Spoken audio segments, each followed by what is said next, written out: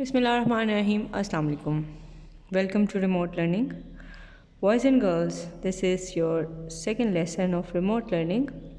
We are starting the chapter which is the last steps to independence.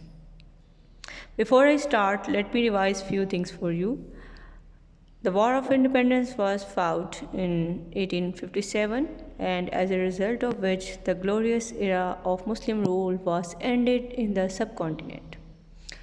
Once the rule was over, there was the British government and their rule. They tried to facilitate the people of subcontinent in the form of favors, and they gave the incentives and favors to the people over here in the form of schools, colleges, and universities. Initially, the Muslims and other nations within the subcontinent, they didn't want to be a part of the British rule, and they were very much away from the modern education. But the Muslim leaders like Sir Syed Ahmad Khan, he tried to bring the Muslims and the other nations near the Britishers. He tried to bring the awareness among the Muslims of the subcontinent by opening the school, which is MAO school. He tried that Muslim must be educated. For this reason, he opened the school, which is Muslim Anglo-Oriental School or College. Finally, he wanted the Muslims to be educated so they might be able to fight for their rights. So this was about the Muslims of subcontinent. Moreover, they were politically inactive. They didn't want to be closer. And again, due to the efforts of Sir Syed Ahmad Khan, Muslims became closer to the Britishers while their representation was present within the Legislative Council of Viceroy. So this is how the initially Muslims started trusting in the British government and tried to be a part of the political activity within the subcontinent. Later on, more development was taking place within the subcontinent in the form of the foundation of Indian National Congress in 1885, which was initially for both Hindus, Muslims, and also for the other nations within the region. Again, with the passage of time, it was proved that Indian National Congress was working for the Hindus and their rights only. So in 1906, the Muslim League was founded by Nawab Mohsinul Malik and his brothers. Lately, Muslims, they joined the Muslim League when it was founded. Initially, Qaid-e-Azam was also the part of Indian National Congress, but once he left it, he didn't be the part of it.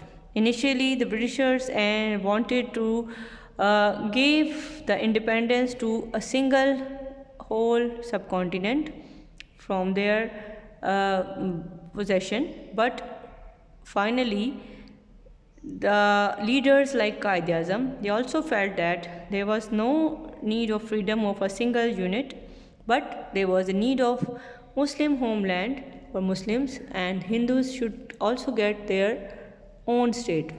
So in 1930, the idea was given by Allama Muhammad Iqbal during a procession in Allahabad, finally which referred to the struggle of independence from the British rule.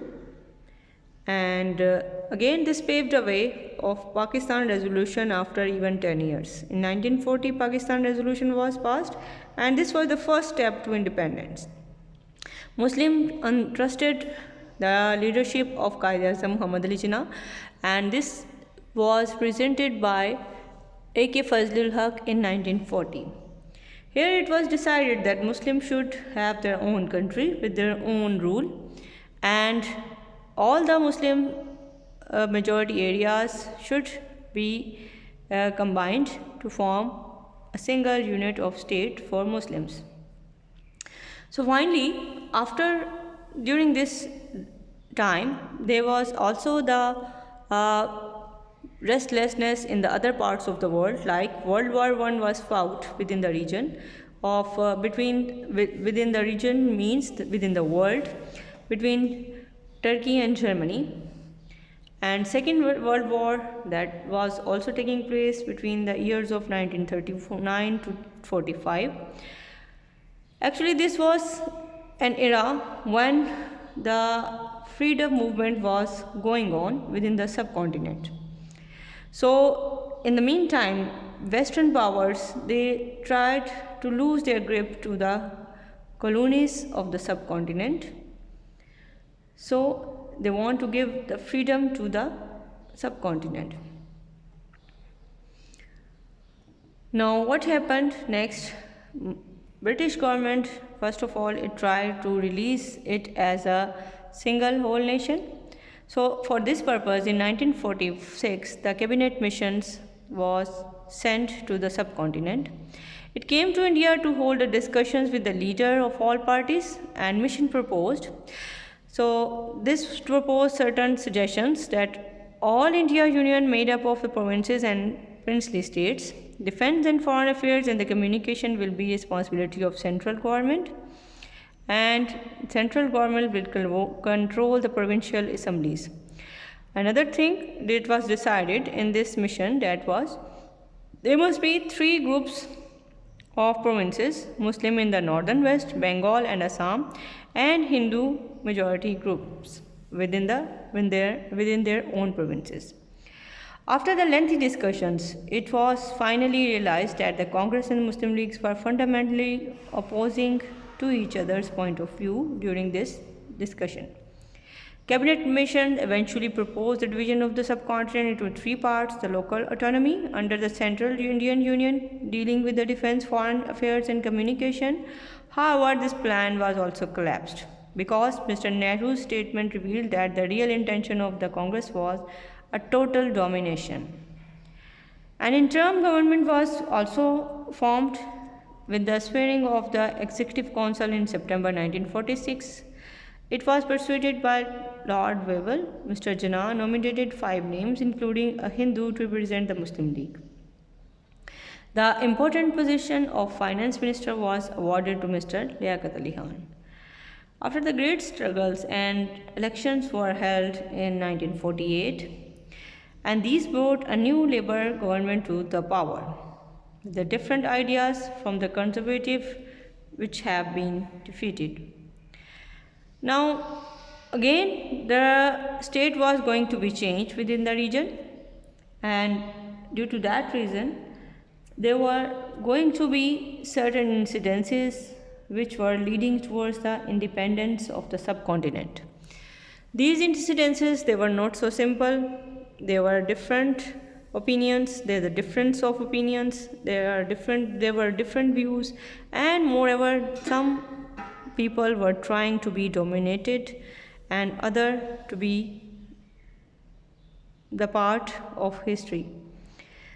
So it was Pakistan, when it was a new state, it was terribly disadvantaged due to all these cunning activities, due to all these traitor activities of their own people. And similarly, the Britishers and Hindus, they were playing with the decision making powers, and ultimately it is thought that this was the unfair decision that most of the Muslim ruling areas, the areas which were having the dominancy in the Muslim population, they were handed over to the India unfairly. Now we will discuss more about this in the upcoming lecture. For now, for today, we have to do some written work. Here it is for you. We have to do 2 questions today. The first one is about how did the Second World War affect the freedom movement within the subcontinent? So answer for this is the Western countries loosened their grip in their colonies because of the pressure of the World War. Now second question is, all sides rejected the cabinet mission proposal. Why?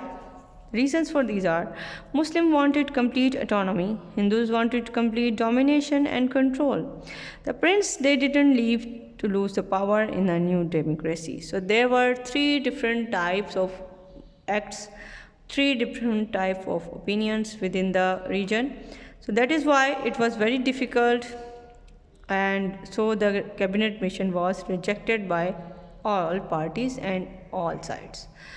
So we will discuss some more about this freedom movement and how the independence was gained after a long battle or struggle. We will discuss inshallah on our during our next lesson.